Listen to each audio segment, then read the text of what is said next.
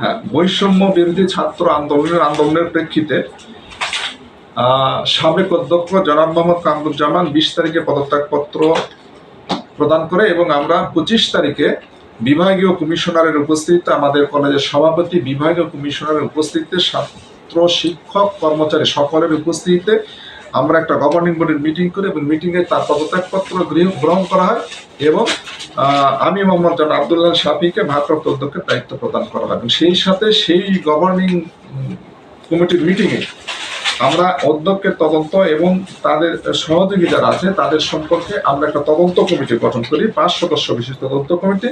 সেই তদন্ত কমিটির আহ্বায়ক হচ্ছে আমাদের কলেজের একজন শিক্ষক, যিনি গভর্নিং বডির শিক্ষক প্রতিনিধি, এবং একজন দাতা সদস্য, একজন অভিভাবক সদস্য, একজন নন এমপিও শিক্ষক যাদের এমপিও, এবং একজন শিক্ষার্থী। এই প্রতিনিধিদের সমন্বয়ে আমাদের একটা তদন্ত চলছে। এই তদন্তের কার্যটা হচ্ছে এরকম: সাবেক অধ্যক্ষ জনাব মোহাম্মদ কামরুজ্জামানের অনিয়ম দুর্নীতি সম্পর্কে তদন্তপূর্বক প্রতিবেদন প্রস্তুত করুন এবং বিভাগীয় প্রধানদের মানে তার সহযোগী দুর্নীতি তদন্তপূর্বক প্রতিবেদন প্রস্তুত করুন। উভয় প্রতিবেদন সভাপতি মহোদয় দাখিল করা, সেটা সময় আমাদের পার হয়ে গেছে, জটিল কাজ। আমরা অল্প সময়ের মধ্যে সেটা আমরা গভর্নিং বডিতে উপস্থাপন করব। আমাদের গভর্নিং বডি জাতীয় বিশ্ববিদ্যালয় অনুমোদনের জন্য পাঠানো হয়েছে, সেটা এখন অনুমোদন হয়ে আসেনি। সেটা অনুমোদন হয়ে আসলে আমরা এই বিষয়ে সিদ্ধান্ত নিব। মানে এই প্রতিবেদন দেখে পরবর্তী সিদ্ধান্ত হবে। এবং আমাদের সভাপতি কিন্তু এখনো বিভাগীয় কমিশনার আছেন, আমরা ওনাকেই সভাপতি করে জাতীয় বিশ্ববিদ্যালয় অনুমোদন চেয়েছি। বিভাগীয় কমিশনার উনি না, ওই চেয়ারটা উনি যখন আর থাকবেন না, ওই চেয়ারে যে আসে বসবেন সে আর কি। এইটা চেয়েছি। আমাদের এই কার্যক্রম চলছে। তো এখনো আপনারা কত দূর অগ্রগতি? আমরা মোটামুটি সব অভিযোগ সবকিছু নিয়ে নিয়েছি। এখন এটা গোছানোর পর্যায়ে গোছানো হয়ে গেছে, আর অল্প সময়ের মধ্যে আমরা এইটা করবো। আর কলেজের বাজেট নিয়েও একটা অধিবেশন আছে, বিশেষ করে কলেজের আয় ব্যয়, কোথায় কি হয়েছে, আয় হয়েছে ব্যয়, এই বাজেট নিয়ে আমরা একটা কথা বলবো।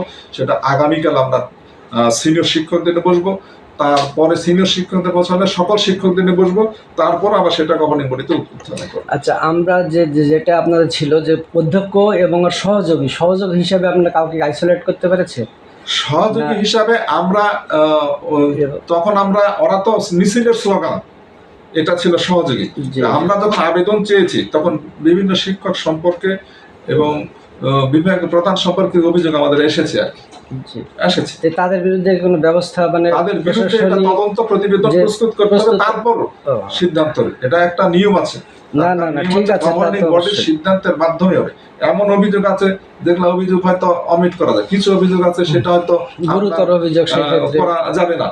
হ্যাঁ, যেমন অর্থ আত্মসাতের বিষয়গুলো, তারপর অন্যান্য জেলা বিষয়গুলো আছে, এগুলো হয়তো কোনোভাবে অমিট করা যাবে। কিন্তু আপনার সাথে দুর্ব্যবহার করেছে, আপনার সাথে খারাপ ব্যবহার করেছে, আপনাকে হয়তো গালি দিয়েছে, সেগুলো হয়তো দেখা যাবে আমরা একটু উভয় পক্ষ বসে আমরা একটা আলোচনার মাধ্যমে মীমাংসার মধ্যে নিয়ে এসেছিল, যেহেতু এটা একটা শিক্ষা প্রতিষ্ঠান। তবে আমরা চাচ্ছি এখন অনেকটা স্বচ্ছতার মাধ্যমে এবং জবাবদিহিতার মাধ্যমে এবং ন্যায্যতা, সত্যতার ভিত্তিতে প্রতিষ্ঠানকে পরিচালনা করা, এবং এটা সকলের শিক্ষকের দাবি, আমাদেরও দাবি, আমারও দাবি। এবং আপনাদের যে এই যে টাইম স্কেল, বিভিন্ন ব্যাপারে মেলা রকম জটিলতা তৈরি হয়েছিল নাকি এসব ক্ষেত্রে? টাইম স্কেল আমাদের বিশেষ করে এখানে দুটো বিষয় আছে। একটা হচ্ছে তৃতীয় শিক্ষকের বেতন, একটা হচ্ছে সহকারী অধ্যাপক বা টাইম স্কেল।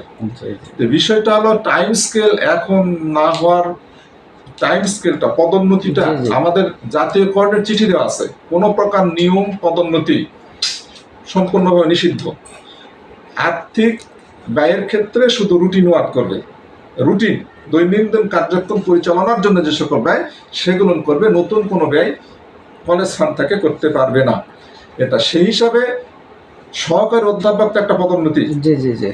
হ্যাঁ, এই সকল কাজগুলার নিষেধাজ্ঞা আছে। এই সকল কাজগুলো সাধারণত এখন এরা ওই নিষেধাজ্ঞার চিঠি উত্তোলন না হওয়া পর্যন্ত হবে না। আচ্ছা, নিষেধাজ্ঞার চিঠি ছিল ডিসেম্বরের সম্ভবত 11 তারিখ আমরা যেটা পেয়েছি। বাট আপনাদের সাবেক যে প্রিন্সিপাল, উনি নিয়োগ নিয়েছিল, হয়তোবা চিঠিটা আপনার কাছে পৌঁছাইতে সময় লেগেছে 20 তারিখ, হয়তো 22 তারিখে পৌঁছাইছে। উনি কিন্তু 14 তারিখে নিয়োগটা নিয়েছিল। ঠিক আছে, নিষেধাজ্ঞার পরে ওনার নিয়োগ সম্পর্কে আপনি কিছু বলেন? আচ্ছা, নিষেধাজ্ঞার পরে নিয়োগ সম্পর্কে আমাদের যেটা নিষেধাজ্ঞার বিষয়ে দুটা জিনিস আছে। একটা হচ্ছে আইনগত ভিত্তি, একটা হচ্ছে আপনার যেটা বলে মৌখিক অলিখিত, সাধারণত নিষেধাজ্ঞার পরে যেটা বলা হয় আদালত থেকে যেটা বলে আপনি শুনতে পারলেন কি না পারলেন সেইটা বিষয় নয়, তারিখ যেদিন থেকে ঘোষণা হয়েছে সেদিন থেকে নিষেধাজ্ঞা। আপনার শোনার বিষয়টা সেটা বিচার্য বিষয়, পরের বিচার্য বিষয় কি হবে, কিন্তু ওদের আইন হলো আপনার যদি 12 তারিখ থেকে নিষেধাজ্ঞা জারি হয়, আপনি যদি 15 তারিখ, এটা কোনো বিষয় নয়, 12 তারিখ থেকে, এই 12 তারিখ থেকে কোনো কাজ আর আপনার বৈধ বলে গণ্য হবে। সেরকম আমাদের অধ্যক্ষ হিসাবে তার নিয়োগ অবৈধ, এটা আমরা আগেও বলছি এখনো বলছি, সেই কারণে সে বেতনও করতে পারেনি।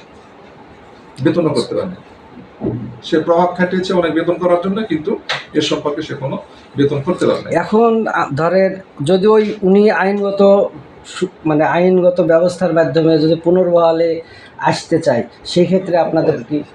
আইনের উপরে কারো হাত নাই, আইন সবার জন্য সমান, সে আইনের আশ্রয় নিতে পারে, এখানে একটা বাধা দেওয়ার কিছু নাই। আইনগতভাবে তাকে সমর্থন করলে, আইন যদি তাকে পারমিট করে, তাহলে আমার বাধা দেওয়ার কিছু নেই।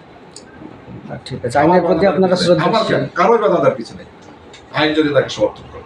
তখন আমি বাধা দিলে আমাকে আইনের মাধ্যমে বাধা দিতে হবে।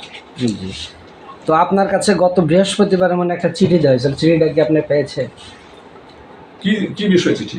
একটা চিঠি আপনাদের অফিস সহকারী উজ্জ্বল সর্দারের বিষয়ে।